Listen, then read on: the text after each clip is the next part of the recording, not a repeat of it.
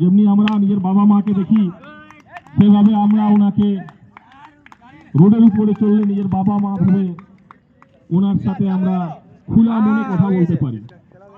তো এই ধরনের পুলিশ অফিসার আমাদের এলাকাতে আমরা পেয়েছি। ঠাকুর থেকে আবেদন করব ইন্সপেক্টর হয়ে উনি পশ্চিম বর্ধমানের মধ্যেই পান, যাতে আমরা ওনার সহযোগিতা বরাবর পাই।